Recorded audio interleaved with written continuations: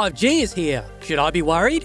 5G is the next step forward in the technological race to bring better and faster internet to the world. You've all probably heard of 5G, but I bet you didn't hear as much about the 5G technology itself, because most of the public attention it received in the past year came in the form of ridiculously insane theories on Facebook.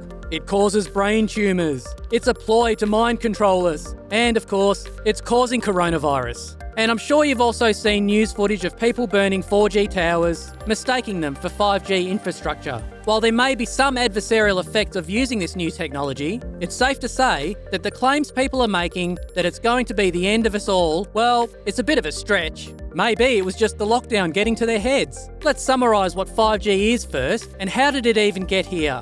5G is high bandwidth, low latency millimetre waves with frequency in the range of 20 to 95 GHz spectrum. What this essentially means is that 5G has a very, very fast speed. The speeds with a 5G network can reach up to 10 gigabytes per second. To put into perspective how crazy fast that is, you can download all 8 seasons of Game of Thrones in just over a minute. That's how unbelievably fast it is. You can instantaneously download videos with 8K resolution in just a fraction of a second. Unfortunately, since 5G are very dense millimetre waves, they have a minimal range they can travel over.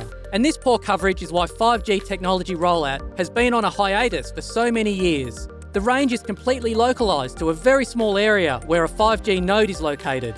And to get around this problem, network companies have to install 4 to 5 nodes almost across every neighbourhood before it can get as mainstream as the 4G we've been using in the past couple of years. On top of that, the 5G waves aren't very penetrating, meaning that unless you're in the direct line of sight of a 5G node or tower, the signals get obstructed by obstacles such as trees and houses. In some instances, the 5G signal couldn't even penetrate a concrete wall just a couple of feet away. Also, for 5G to work perfectly, the weather conditions have to be ideal, as rain and strong winds can disturb 5G signals. So, unless you are within a couple of feet radius within a 5G tower's range, the technology isn't going to do you much good. But that's been changing slowly, and network companies are trying to install as many nodes around the cities as they deem possible.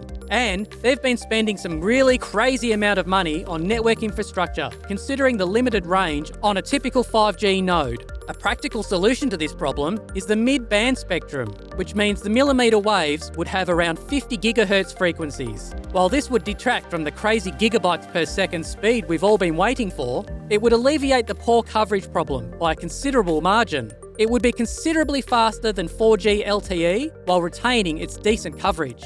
And before we dive into the supposed dangers of 5G, let me say it outright. It's nowhere near as bad as some crazies made it out to be. In fact, everything they've said about 5G, that it causes cancer and whatnot, has been said about 4G and 3G and even 2G, back when it was being tested in the 1990s. But haven't you seen these photos?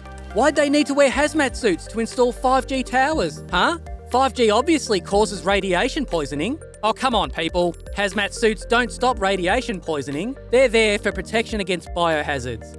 And that's not a 5G tower. Look closely. They're actually performing maintenance on the 4G infrastructure that has been there for years now. And of course, millimetre waves are proven to be unionising, meaning that they can't cause radiation sickness. So, is there anything to worry about with 5G? Well, there are practically no concerns relating to 5G from knowledgeable health professionals and radiation scientists. But there was some resistance from a couple of individuals from the scientific community.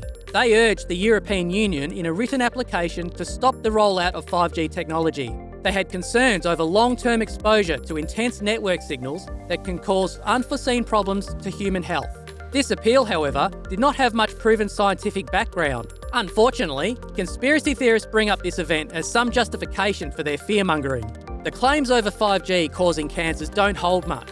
The concern carried itself over from the use of high-intensity X-rays and gamma rays, long-term exposure to which can indeed cause cancer.